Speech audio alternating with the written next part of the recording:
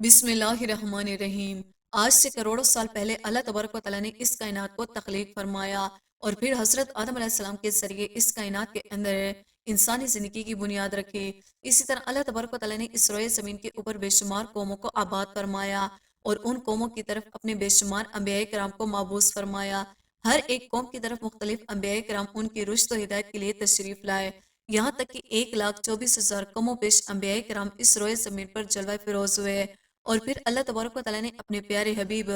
हज़रत मोहम्मद मुस्तफ़ा सल्लल्लाहु अलैहि वसल्लम पर नबूवत का दरवाज़ा बंद कर दिया और अब क़यामत तक कोई भी नबी इस दुनिया में तशरीफ़ नहीं लाएगा। दोस्तों, इसी तरह बेशुमार अम्बिया कराम अपने अपने वक्त में अपनी अपनी कौमों की तरफ आए और दुनिया से वापस चले गए, लेकिन 4 अम्बिया कराम ऐसे हैं जो आज भी जिंदा हैं और वो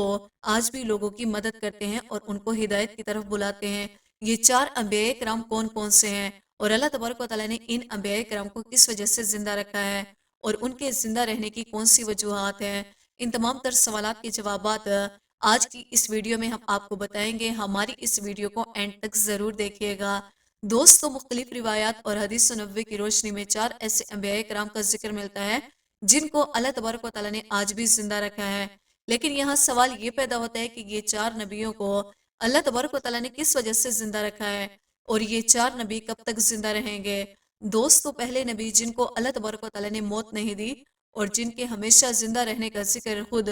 कुरान पाक में मिलता है, वो हजरत ईसा अलैहिस्सलाम है। जब हजरत ईसा अलैहिस्सलाम ने नबूवत का ऐलान किया तो उन्होंने अपने इर्द गिर्द के लोगों को जमा करके फरमाया कि मैं अल्लाह तबारक व तआला की तरफ से भेजा हुआ नबी हूँ और मैं दावत हक देने के लिए माबूस किया गया हूँ। लेकिन जिस कौम की तरफ अल्लाह तबारक व तआला ने हजरत ईसा अलैहिस्सलाम को माबूस फरमाया, वो कौम यहूदी कौम थी। उनकी किताब में ये वाज़ह लिखा हुआ था कि अल्लाह तबारक व तआला का एक नबी आएगा जो यहूदियों के दीन को ख़त्म कर देगा। इसी डर की वजह से यहूदियों ने हज़रत ईसा अलैहिस्सलाम को कत्ल करने का मंसूबा बनाया कि अगर हज़रत ईसा अलैहिस्सलाम जिंदा रहे तो हमारे दीन को ख़त्म कर देंगे। चुनांचे हज़रत ईसा अलैहिस्सलाम अल्लाह तबारक व तआला के हुक्म के मुताबिक उन यहूदियों को हक की तरफ बुलाते रहे और दावत हक देते रहे, लेकिन वो बदबख्त कौम उन पर ईमान ना लाई और उनको झुठलाती रही और उन पर ताना तशी करती रही। जब हज़रत ईसा अलैहिस्सलाम को यकीन हो गया कि अब ये लोग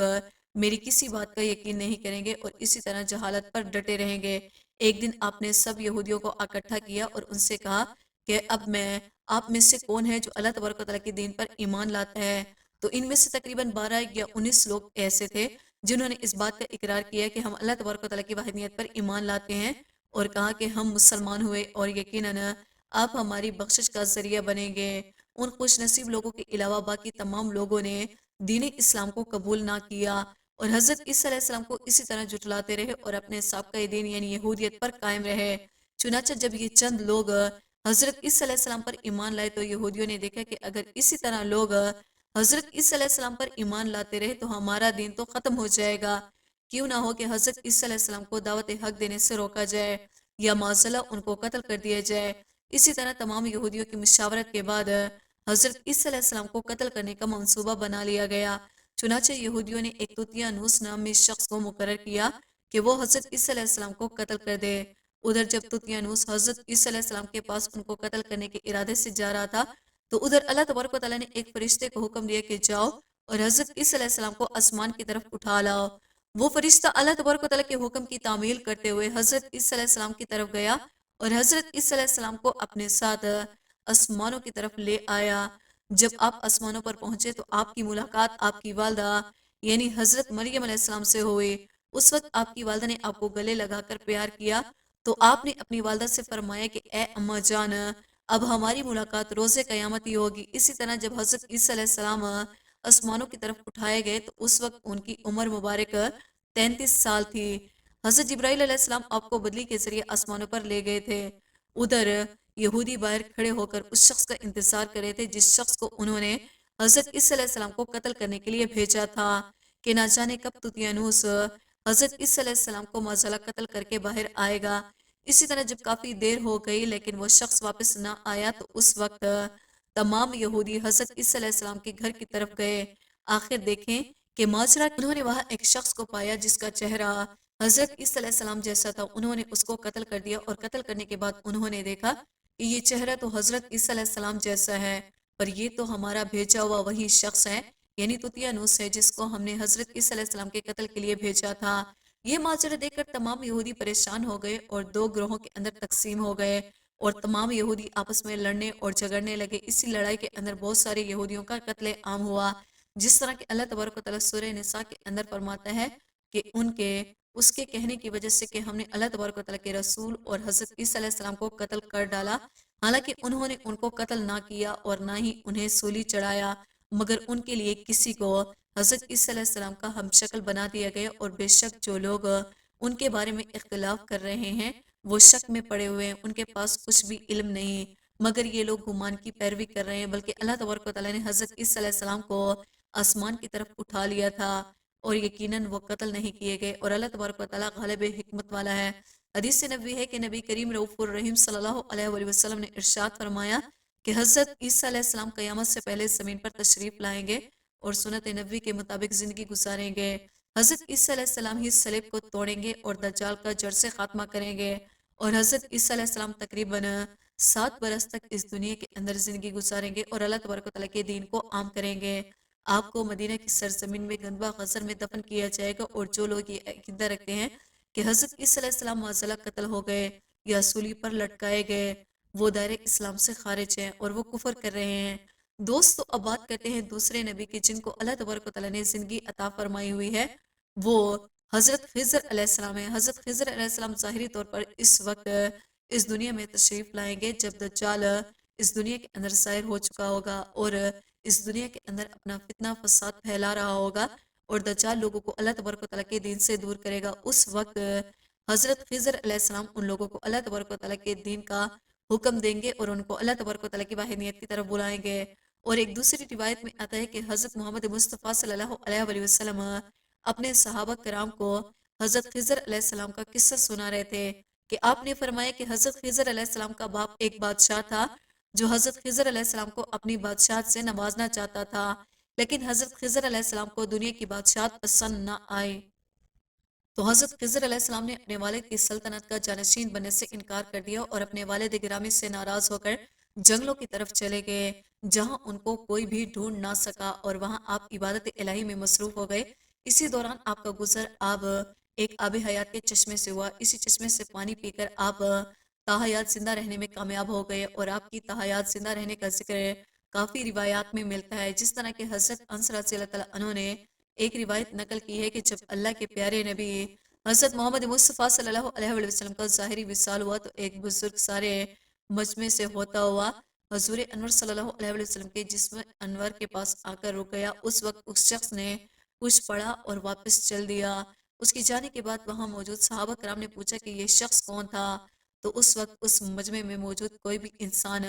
اس شخص کے بارے میں علم نہیں رکھتا تھا، تو اس وقت حضرت علی رضی اللہ تعالیٰ عنہ بولے کہ اس شخص کو میں جانتا ہوں، یہ حضرت خضر علیہ السلام ہے۔ حضرت خضر علیہ السلام اللہ تبارک و تعالیٰ کے حکم سے مصیبت زدہ لوگوں کی رہنمائی کرتے ہیں، اور حضرت خضر علیہ السلام لوگوں کے اصلاح کر کے ان کو اللہ تبارک و تعالیٰ کے حکم کے مطابق زندگی بسر کرنے کا حکم دیتے ہیں۔ اور حضرت خضر علیہ السلام بہت ہی نیک اور خدا ترس انسان ہیں، اور بعض روایات کے اندر حضرت خضر علیہ السلام کا ذکر حضرت ذوالقرنین علیہ السلام کے ساتھ بھی ملتا ہے کہ حضرت خضر علیہ السلام حضرت ذوالقرنین علیہ السلام کے ساتھ ہی کسی سفر پر گئے اور وہاں پر آپ نے آب حیات پیا، جس کی وجہ سے آپ کو تاحیات زندہ رہنے کا موقع ملا۔ دوستو حضرت عیسیٰ علیہ السلام اور حضرت خضر علیہ السلام کے بعد تیسرے زندہ نبی کا ذکر ملتا ہے، وہ حضرت الیاس علیہ السلام ہے۔ آپ کا ذکر قرآن پاک میں تو کئی جگہ پر موجود ہے، جس طرح کے تفسیر میں بیان کیا گیا ہے کہ حضرت علی رضی اللہ تعالیٰ عنہ کو ایک نورانی گھوڑے پر بٹھا کر آسمانوں کی طرف لے جایا گیا، جس طرح کہ حضرت انس رضی اللہ تعالیٰ عنہ سے روایت ہے، وہ فرماتے ہیں کہ میرا اور حضرت محمد مصطفیٰ صلی اللہ علیہ وآلہ وسلم کا گزر ایک پہاڑی سے ہوا، وہاں سے گزرتے ہوئے ہمیں ایک آواز سنائی دی کہ اے اللہ تبارک و تعالیٰ مجھے بھی حضرت محمد مصطفیٰ صلی اللہ علیہ وآلہ وسلم کا امتی بنا دے۔ یہ آواز سنتے ہی اللہ تبارک و تعالیٰ کے نبی نے مجھے یہ حکم دیا کہ اے انس رضی اللہ تعالیٰ عنہ اس آواز کا پتہ لگاؤ کہ یہ کون ہے۔ حضرت انس رضی اللہ تعالیٰ عنہ بیان فرماتے ہیں کہ جب میں اس پہاڑی کے اندر گیا تو میں نے دیکھا کہ ایک سفید پوش بزرگ اللہ تبارک و تعالیٰ کی عبادت میں مشغول تھا۔ جب اس نے مجھے دیکھا اور کہا کہ اے بندے تو محمد صلی اللہ علیہ وآلہ وسلم کا صحابی ہے، تو اس وقت حضرت انس رضی اللہ عنہ نے جواب دیا جی ہاں، اس بندے نے کہا کہ میرا سلام محمد صلی اللہ علیہ وآلہ وسلم کو پہنچا دو، اور محمد صلی اللہ علیہ وآلہ وسلم کی بارگاہ میں عرض کرنا کہ حضرت الیاس علیہ السلام آپ کو ملنا چاہتے ہیں۔ میں نے واپس آ کر حضرت الیاس علیہ السلام کا پیغام حضور اکرم صلی اللہ علیہ وآلہ وسلم کی خدمت میں پیش کیا، تو حضور پاک صلی اللہ علیہ وآلہ وسلم میرے ساتھ وہاں چلے گئے۔ جب ہم لوگ حضرت الیاس علیہ السلام کے پاس پہنچے تو میں پیچھے کھڑا ہو گیا۔ حضور پاک صلی اللہ علیہ وآلہ وسلم اور حضرت الیاس علیہ السلام کافی دیر تک آپس میں بات چیت کرتے رہے۔ اللہ تبارک و تعالیٰ کی طرف سے ان پر آسمانوں سے کھانا نازل ہوا، تو حضرت محمد مصطفیٰ صلی اللہ علیہ وآلہ وسلم نے مجھے بھی اپنے پاس بلایا۔ اسی طرح ہم تینوں نے مل کر کھانا کھایا۔ جب کھانا ختم ہوا تو میں نے دیکھا کہ ایک سفید پرندہ آسمانوں سے نیچے کی طرف آ رہا ہے۔ وہ پرندہ حضرت الیاس علیہ السلام کے پاس آیا۔ حضرت الیاس علیہ السلام اس پرندے پر سوار ہو کر آسمان کی طرف چلے گئے۔ بعض علماء کرام نے لکھا ہے کہ حضرت الیاس علیہ السلام اور حضرت خضر علیہ السلام ہر رمضان شریف میں بیت المقدس میں تشریف لاتے ہیں اور وہاں پر روزے رکھتے ہیں اور حج کے موقع پر حج ادا کرتے ہیں۔ یہ دونوں نبی مختلف مقامات پر مصیبت زدہ لوگوں کی مدد کرتے ہیں۔ دوستو اب بات کرتے ہیں چوتھے نبی کی جو کہ آج بھی زندہ ہیں۔ وہ حضرت ادریس علیہ السلام ہیں، جن کے زندہ ہونے کے بعد بہت روایات ملتی ہیں، جس طرح کہ اللہ تبارک و تعالیٰ سورہ مریم کے اندر ارشاد فرماتا ہے کہ وہ ایک نیک اور پرہیزگار انسان اور نبی تھے، کہ اللہ تبارک و تعالیٰ نے حضرت الیاس علیہ السلام کو جنت سے اٹھا لیا تھا۔ 200 شب معراج کی رات چوتھے آسمان پر حضرت محمد مصطفیٰ صلی اللہ علیہ وآلہ وسلم اور حضرت ادریس علیہ السلام کی ملاقات ہوئی تھی۔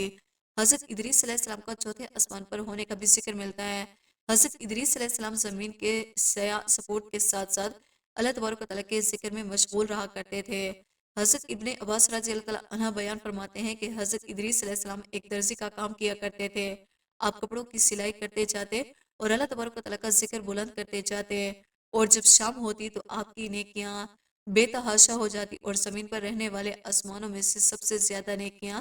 حضرت ادریس علیہ السلام کی ہوتی، اور آپ کی نیکیاں اللہ تبارک و تعالیٰ کے ہاں شمار ہو جاتی تھی۔ ایک مرتبہ مالک الموت علیہ السلام حضرت ادریس علیہ السلام کی خدمت میں حاضر ہوئے، تو حضرت ادریس علیہ السلام نے ان سے کہا کہ مجھے موت کا ذائقہ چکھنا ہے۔ چنانچہ آپ کے کہنے پر مالک الموت علیہ السلام نے آپ کی جان لے لی، اور پھر اللہ تبارک و تعالیٰ کے حکم سے آپ کو زندہ کر دیا۔ آپ نے فرشتے سے درخواست کی کہ میں دوزخ کو دیکھنا چاہتا ہوں۔ پھر آپ کو دوزخ میں لے جایا گیا اور وہاں کی سیر کرائی گئی۔ آپ نے جنت کی سیر کرنے کا ارادہ کیا تو آپ کو جنت کی سیر کرائی گئی اور آپ کو جنت میں داخل کر دیا گیا۔